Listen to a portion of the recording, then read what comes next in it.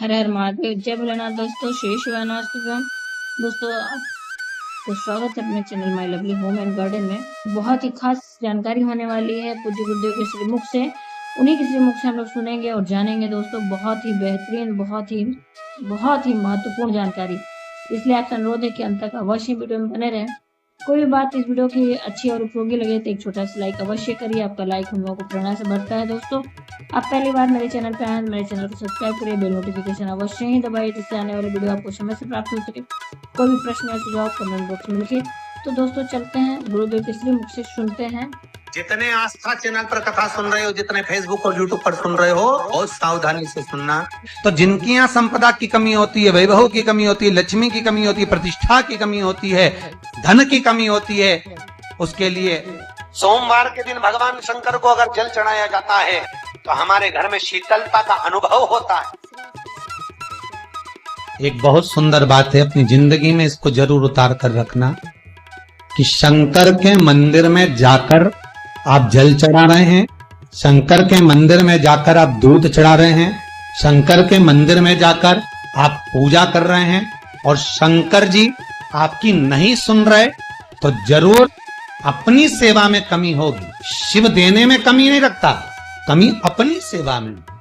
कई लोग कहते हैं हम शंकर जी की आराधना करते हैं, हम पूजन करते हैं, मैं तो इतने साल से बेलपत्र चढ़ा दी, मैं तो इतने साल से जल चढ़ा रही हूं, मैं इतने समय से भगवान के 16 सोमवार कर रही हूं, मैं इतने समय से संकट सोमवार के व्रत कर रही हूं। भगवान नहीं सुन रहे तो उसमें भगवान की गलती नहीं है, गलती तुम्हारी है, गलती तुम्हारी है। जब 10 दिशाओं को भगवान शंकर ने बांटा और शंकर भगवान ने 10 दिशाओं को बांटा तो 10 दिशाओं का आधिपत्य बनाया है कि कौन सी दिशा में कौन सा देवता इसका आधिपत्य रखेगा, कौन से देवता यहाँ पर निवास करेंगे, किसका आधिपत्य इस दिशा में होगा। पूरब, पश्चिम, उत्तर, दक्षिण, ये चारों दिशा सामने आकर खड़ी हो गई भगवान शंकर के सामने, भगवान शिव के सामने खड़ी चारों दिशा। धीरे धीरे करते ईशान, वायव्य ये भी आकर खड़ी हो गई। 10 दिशा शिव जी के सामने थी, 10 दिशा सारी की सारी दिशाएं सामने आकर जब खड़ी हुई, केवल एक दिशा ऐसी थी दक्षिण, जो भगवान शंकर का स्मरण कर रही है, भगवान शंकर के स्वरूप का अनुमोदन कर रही है, केवल दक्षिण दिशा। कई लोगों के मन में एक प्रश्न है, जीवन से होगा शायद, और जितने लोग टीवी पर सुन रहे हैं, मोबाइल पर सुन रहे हैं कथा को, यूट्यूब, फेसबुक पर, आपके भी मन में यह प्रश्न आया होगा, कभी जिंदगी में तो आया होगा कि शंकर जी की जलाधारी उत्तर में क्यों होती है। कभी तो जीवन में प्रश्न आया होगा आपके भी कि सब शंकर जी के मंदिर में शंकर जी की जलाधारी उत्तर की क्यों होती है, किस लिए। केवल एक दिशा ऐसी है दक्षिण, जो दिशा भगवान शंकर का गुणगान कर रही है, भगवान शंकर का स्मरण। सारी दिशाएं आपस में चर्चा कर रही थी, दक्षिण दिशा शिव की आराधना कर रही, वहीं पर उत्तर जो दिशा थी वो खड़ी होकर दक्षिण दिशा की ओर।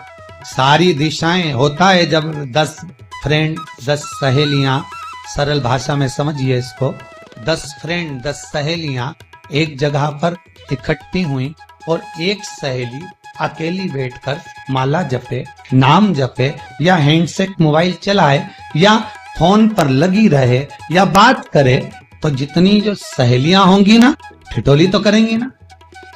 दक्षिण दिशा को देखकर उत्तर दिशा ठिठोलियां करने लगी, हंसने लगी।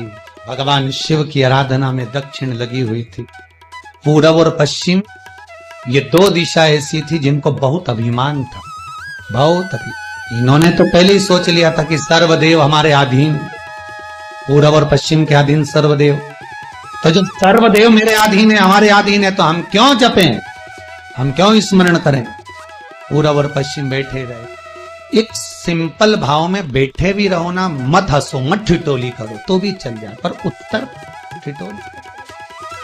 और उत्तर दिशा ने जैसे ही ठिठोली करी, शब्दों के बाण कहना दक्षिण को चालू करे, इतने में भगवान शंकर जो मध्य थे सामने, जिस शिव की आराधना दक्षिण दिशा कर रही थी, जिसके स्वामी है यमराज, जब वो करी, दक्षिण दिशा ने एक बार हाथ जोड़कर कहा, उत्तर शांत रहिए, अगर मैं शिव आराधना कर रही हूं क्या दिक्कत है। उत्तर ने फिर कोई शब्द कहा। इतने में जिस शंकर की आराधना दक्षिण दिशा कर रही थी, शिव को क्रोध आ गया और किसी की तप साधना में, भजन में, कीर्तन में अगर आप अड़चन उत्पन्न करते हो तो जो जब तप कर रहा है उसको कष्ट नहीं होगा, जिसका भजन कर रहा जा रहा है, जिसका नाम जपा जा रहा है, कष्ट उसको होगा। दक्षिण ने तो केवल एक बार मना कर दिया कि मत बोल, मत कर, पर उत्तर नहीं मानी। तब दक्षिण उसी समय पर मौन हो गई, आराधना में डूब गई। शंकर भगवान जैसे ही एक लिंग रूप में प्रकट हुए, भगवान का तेजपुंज इतना प्रबल था कि सामने उत्तर दिशा घातित होने लगी। क्षमा मांगी उसने दक्षिण दिशा से, कृपा करो।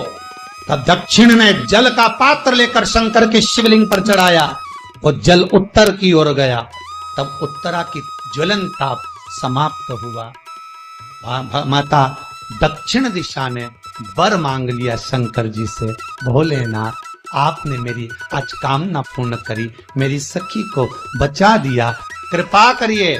शंकर भगवान ने कहा, सुनो दक्षिण दिशा, तुम्हारा पति यमराज तुम्हारे साथ में रहता है, तुम दक्षिण दिशा की मालकिन हो और यमराज तुम्हारे स्वामी है। पूरब, पश्चिम, उत्तर, ये तीन दिशा में जो शंकर की आराधना करेगा, शंकर कभी उसकी कामना पूर्ण नहीं करेगा। जो दक्षिण दिशा में बैठकर शिव का जलाधारी उत्तर की हो और दक्षिण दिशा में बैठकर यदि एक लोटा पानी भी चढ़ा देगा, शंकर उसकी कामना पूर्ण कर देगा। अब दिक्कत यहाँ अड़ी पड़ी एक है कि शंकर जी के मंदिर में भी पंडित जी पूजन कराने बैठते तो पूरब का मुंह करो, पश्चिम का मुंह करो, पर दक्षिण में नहीं करने, दक्षिण में बैठने नहीं। पर शिव महापुराण कहती है, गर्ग संहिता, लिंग पुराण, स्कंद पुराण कहती है कि शंकर की आराधना आप तीन दिशा में कहीं पर भी बैठकर करोगे, शिव स्वीकार नहीं करता। पर दक्षिण की ओर बैठकर एक लोटा पानी भी चढ़ाया है, शंकर स्वीकार कर लेता। अब दिक्कत यह है कि कई लोग कहते हम तो पूजन करते, भगवान नहीं सुनता, तो दिशा देख ले पहले कौन सी बैठी थी, इतने दिनों से किस दिशा में मुंह रखकर पानी चढ़ाया, वो बता हमको पहले।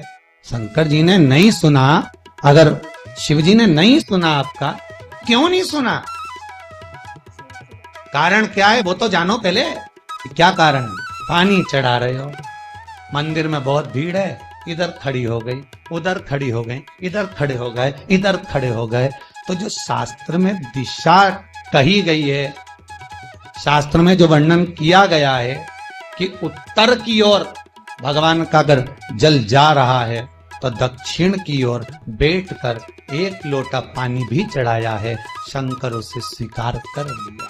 भगवान उसको स्वीकार कर, आराधना करी दक्षिण में, फिर आराधना। एक वर तो मांग ही लिया है और ये वर सबके लिए मांगा है, कोई अकेले के लिए नहीं मांगा दक्षिण देवी ने, है दक्षिण दिशा ने जो मांगा वो सबके लिए मांगा, किसी एक के लिए नहीं। तो दक्षिण फिर तप कर रही, दक्षिण दिशा फिर आराधना, और दक्षिण दिशा ने फिर आराधना प्रारंभ करी। भगवान शिव का अनुमोदन स्मरण किया, भगवत रस तत्व को ग्रहण करने का भाव प्रकट। अब जो दक्षिण ने तप किया, आज गौरी शंकर का तप, माता पार्वती और शिव फिर मांगा। बाबा प्रसन्न होकर, हे दक्षिण तुमने फिर तप कर लिया, फिर साधना कर ली, प्रभु एक वर और चाहिए। बोलो क्या वर, क्या वर दिया है? दक्षिण कहती है, जिस समय पर शमशान में आप निवास करते हैं, जिस मुर्दे को लोग लेकर आएंगे उसका चरण दक्षिण दिशा की ओर होगा। शमशान में प्रवेश करने से पहले वो मुर्दा भले मर चुका होगा, पर महाराज उसकी कपाल क्रिया के पहले प्राण जाते नहीं। जब तक मुर्दे के कपाल क्रिया नहीं हो तब तक उसके प्राण लेकर ऊपर नहीं जाया जाता। तो निवेदन है, शमशान में प्रवेश के 5 कदम पहले से जो भी मुर्दे को लेकर शमशान में आए, जितने लोग शमशान में प्रवेश करें मुर्दे के साथ में, उन सभी को काशी की परिक्रमा का फल मिल जाए। देखिए महाराज, ये दुनिया में कोई नहीं मांग सकता जो दक्षिण दिशा मांग रहे हैं। भूतों ने भविष्यते, जो दक्षिण दिशा भगवान से मांग रही है वो कोई नहीं मांग सकता। फल दीजिए, जितने लोग मुर्दे को लेकर दक्षिण दिशा की ओर, अगर मुर्दे के चरण है, मान लो कोई भूल से सिर कर लिया तो उसको ये पुण्य नहीं मिल सकता, पर मुर्दे के पांव अगर दक्षिण दिशा की ओर हैं, कंधे पर जितने लोग लेकर आ रहे हैं, जितने लोग साथ चल रहे हैं, उसका पुण्य। शमशान की देहली पर पांव रखने से 5 कदम से लेकर शमशान प्रवेश तक काशी की परिक्रमा का उनके भाग्य में लिख दिया जाए, जो मुर्दे को लेकर आए। पुण्य देखिएगा जरा हमारे, ये कोई नहीं मांग सकता जो दक्षिण दिशा ने मांगा था। शिव जी ने कह दिया तथास्तु, वही। यहाँ तो काशी काशी 5 बार कहने पर पुण्यता है, दक्षिण दिशा ने दुनिया का आपको लाकर दे दिया, दुनिया का सुख ला कर दिया है, दुनिया का आनंद ला कर दिया। आप लोग पहुंच जाते हो और वहां जाकर कह देते हो कि हमारे जीवन में ये संकट है, इसको टाल दीजिए, हमारे जीवन में ये कष्ट है, इसको मिटा दीजिए। शिव महापुराण की कथा कहती है हमें किसी आडंबर की ओर, अंधविश्वास की ओर हमें नहीं जाना। ऐसा संसार में कोई नहीं जन्मा जिसके जीवन में दुख नहीं आया। मट्टी का जो घड़ा बनकर रखा हुआ है, वो मट्टी का घड़ा अग्नि में तपता है तभी तो उसमें पानी रुकता है।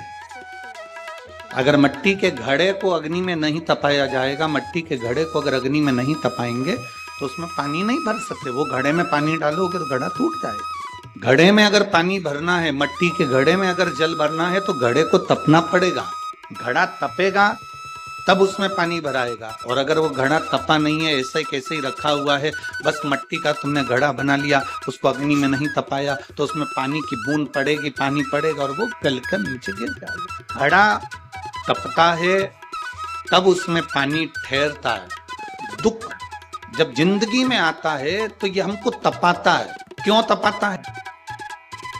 श्री शिवा नमस्तु श्री शिवा नमस्ते। दोस्तों उम्मीद करते हैं ये जानकारी आपको अच्छी और उपयोगी लगी होगी। अगर अच्छी और उपयोगी लगी तो एक लाइक छोटा सा अवश्य करिए।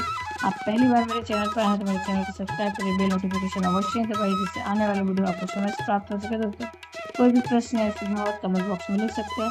फिर मिलते हैं दोस्तों एक नई जानकारी के साथ नए वीडियो में। तब तक के लिए हर हर महादेव, जय भोलेनाथ दोस्तों।